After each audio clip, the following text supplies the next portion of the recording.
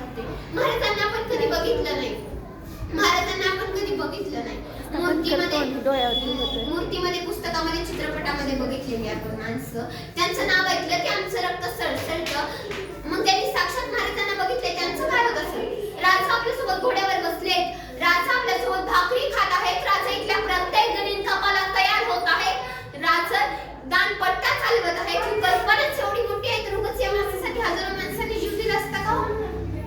जीव दिला असता का? माणसं अशी कमावली आहे. साजी तानाजी मुरादबाजी, अंकोजी वेंकोजी मुरादबाजी अशी माणसं तयार केली की स्वतःसाठी आणि आपल्या मित्रासाठी ती माणसं जीव द्यायला देखील ती माणसं मागं हटत होती. अशी माणसं मातीमध्ये कमवली. मला एक प्रश्न पडतो, छत्रपती शिवाजी महाराजांचा संभाजी महाराजांचा पंचजन्म याच महाराष्ट्रामध्ये झाला. शिवजयंती का साजरी करायची? कधी प्रश्न पडलाय का कोणाला?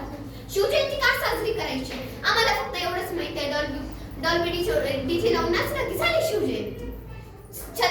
संभाजी महाराजांनी रक्त डोक्याच्या केसापासून ते पायाच्या नखापर्यंत चांबडी सोडून काढली. भैसाची पुत्र गिधाडांना खाऊ घातली. डॉल्बी लावून जयंती साजरा करण्यासाठी का? ज्या राजाने तुमच्या माझ्यासाठी डोळे काढून घेतली, ज्या राजाने बोट कापून घेतली, जयंती साजरा करण्यासाठी का? डॉल्बी लावून यासाठी दिलंय का बलिदान? वारसदार बनतो आपण महाराजांची. छाती टाकून सांगते, वारसदार बनतो आपण महाराजांची. आम्ही म्हणतो आमचं रक्त छत्रपती शिवाजी महाराजांचं, आमचं रक्त संभाजी महाराजांचं, आमचं रक्त आऊसाहेब जिजाऊंचं, आमचं रक्त शाहू महाराजांचं. स्वाभिमानानं सांगतो आमचं रक्त मराठ्यांचं, आमचं रक्त 18 पगड जातीच्या 12 बलुतेदारांचं. हे रक्त एवढं कसं थंड पडलं? शोकांतिका वाटते हो डॉल्बी डीजे लावून नाचायल्यावर. शिवछत्रपती शिवाजी महाराजांची जयंती का साजरी करा? शिवछत्रपती शिवाजी महाराज होते म्हणून आज सुरक्षित आहेत मंदिरावरचे कळस. शिवछत्रपती शिवाजी महाराज होऊन गेले म्हणून आज सुरक्षित आहेत मंदिरावरचे कळस. छत्रपती शिवाजी महाराज होऊन गेले म्हणून आपण पाहतो सुहासिनींचं भरलेलं कपाळ. छत्रपती शिवाजी महाराज होऊन गेले म्हणून आपण पाहतो आपल्या दारातली पवित्र अशी तुळस. छत्रपती शिवाजी महाराज होऊन गेले म्हणून आपण पाहतो अखंड भारतातली सकाळ. शिवचरित्राचं पारायण करायचं म्हणजे काय करायचं? महाराजांचं एक वाक्य होतं, हे राज्य व्हावं हे कोणाची इच्छा.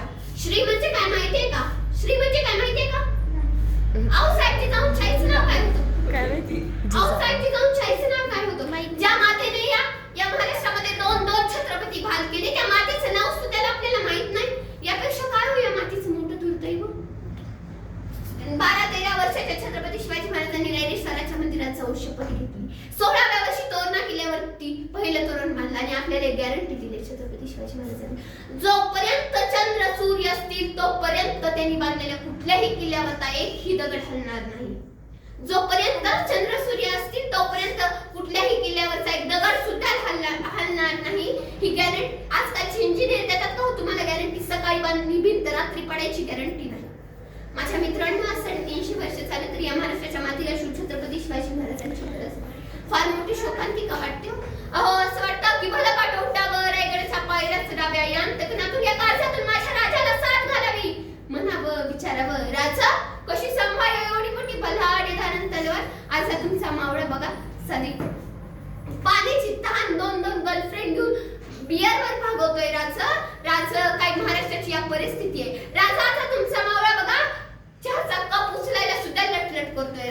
राजा आता तुमचा मावळा काय म्हणतो? आमचे दोन होतो एक चौकोनातले 2 गेले, उरलेल्यांना आधार कोणाशी? या महाराष्ट्राची गंभीर परिस्थिती झाली. राजा, अरे फोडल्या जरीने साखर उधळण होईल बघ रक्ताची, आणि जर फोडली छाती तर मूर्ती असेल शिवछत्रपती शिवाजी महाराजांची. शिवाजी महाराज मूळ वसनी होते म्हणून ते प्रत्येक ठिकाणी यशस्वी झाले. आजकालची बहुतांश कार्टी गडकोट किल्ल्याच्या पायथ्याशी धर्तीपणाने जर पार्टी करत असतील तर यांची घरटी तरी नीट राहतील का? अहो, तलवार तर सर्वांच्याच हातात होती, ताकद तर सर्वांच्याच मनगटात होती, पण स्वराज्य स्थापनेची इच्छा जिजाऊच्या शुभातच होती. धन्यवाद. असते कदम महाराज गणपती गज अशोपती भूपती श्री सुवर्णरत्न श्रीपती अष्टप्रधान वेष्टित न्यायालंकार मंडित शास्त्र प्रारंभ राजनीती धुरंधर प्रौढ प्रताप पुरंदर क्षत्रिय कुलावता उंच सिंहासनाधीश्वर महाराजाधिराज श्री श्री श्री छत्रपती शिवाजी महाराज की जय. शिवरायांचे 8वे रूप, शिवरायांचा 8वा प्रताप, शिवरायांचा 8वा आमची भूमंडळी. शिवराय तुम्ही पुन्हा जन्माला या घोषणा महाराष्ट्रात सतत कानावर पडतात. पण खरंच छत्रपती शिवराय पुन्हा जर जन्माला आले तर आजचा आपल्या देशाचं वास्तव पाहून किती वेदना झाल्या असतात त्यांना. नमस्कार, माझे नाव तेजश्री शिवाजी चव्हाण. मी इयत्ता 6वी अ विद्यार्थिनी. आपल्यासमोर विषय मांडणे छत्रपती शिवाजी महाराज. शिवबा उठा, हातात तलवार घ्या आणि शत्रूचा निवार करा. ही जिजाऊ माझे तुमच्या पाठीशी खंबीरपणे उभे आहे. आया बहिणीची लोक तळेनेश्वर टांगली जात असताना घरात बसून त्यांच्या किंकाळ्या ऐकणे मराठ्याच्या अवलादीला शोभण्यासारखी गोष्ट नाही. मासाहेबांचा क्रांतिकारी विचार ऐकून शिवरायांच्या अंगातलं रक्त सळसळलेलं रक्त उखळलं आणि उखळलेलं रक्त हिंदवी स्वराज्य स्थापन करूनच शांत झालं. छत्रपती शिवरायांनी हिंदवी स्वराज्य स्थापन केले. शिवरायांच्या या स्वराज्यात स्त्रियांवर अन्याय अत्याचार करणारे हातकलन केले जात होते. स्त्रियांकडे आपल्या नजरेने पाहणारे डोळे बाहेर काढले जात होते. न्यायाची परिभाषा स्पष्ट होती. अन्यायाला जिथल्या तिथे भाषा फोडली जात होती. धर्म जाती होत्या मात्र भेदभाव नव्हता.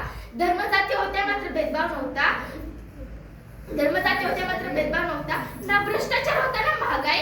शेतकरी कष्टकरी होते ना ते आत्महत्या करत होते. दहशतवाद, आतंकवाद, गुन्हेगारी काहीच नव्हतं. ना स्त्री भ्रूण हत्या होत्या ना बलात्कार. आणि मग शिवरायांच्या स्वराज्याचा तेजस्वी इतिहास पाहून मला 100 वेळा प्रश्न पडतो की खरंच आज छत्रपती शिवराय असते तर. म्हणून तर म्हणतायत लाज वाटते राजे आज जगात जगावं लागतंय. लाज वाटते राजे आज जगात जगावं लागतंय. समाजाचं आतपतन उघड्या डोळ्यांनी बघावं लागतंय आणि लाज वाटते राजे आज जगात जगावं लागतंय. सुभेदाराची समिती सुरक्षित राहिली नाही राजे. आया माया बहिणी सुरक्षित राहिले नाहीत. ते नाती सुरक्षित राहिली नाहीत. सरकार करणारे यांच्या खलाची समजून गेल्यात पाती. न्याय व्यवस्थेला कोणी भीत नाही राजे. आपल्याच आबरूचं रक्त आबरूच जपण्यासाठी मागावं लागतं. लाज वाटते राजे आज जगात जगावं लागते आणि लाज वाटते राजे आज जगात जगावं लागते. आजच्या आपल्या देशाची जर अवस्था पाहून काय वाटलं असतं शिवरायांना. देशात माजलेला भ्रष्टाचार, मार्गवर काढलेलं राजकारण आणि संपत चाललेले समाजकारण पाहून काय वाटलं असतं शिवरायांना. आपल्या देशात दिवसा ढवळ्या स्त्रियांवर होणारे अन्याय अत्याचार पाहून किती वेदना झाल्या असतात शिवरायांना. देशाची राजधानी असलेल्या दिल्लीमध्ये एक असहाय्य बायास सामूहिक बलात्काराची बळी ठरली. हिंदनगड येथील अंकिताला एकतर्फी प्रेमातून भर रस्त्यात बलात्कार करून जाळण्यात आले. एवढेच नव्हे तर एक डॉक्टर प्रियंका रेड्डी नामक दुर्नीवर बलात्कार करून जाळण्यात आले. ज्या शिवरायांच्या स्वराज्यात प्रत्येक स्त्रीला आपल्या आईचा, आपल्या बहिणीचा दर्जा दिला जायचा आणि आज त्याच देशात स्त्रियांवर होणारे अन्याय अत्याचार किती लाजस्पद आहे. आणि हे सगळं पाहायला येतील का शिवराय. शेवटी जाता जाता एवढेच म्हणते तो आला नव्हता त्याला आणला होता. तो मेला नव्हता त्याला मारला होता. त्याचा पोकळ माझ्या राजाने एकट्याने फाडला होता. एवढे बोलते आणि ते सांगते जय जिजाऊ जय शिवराय.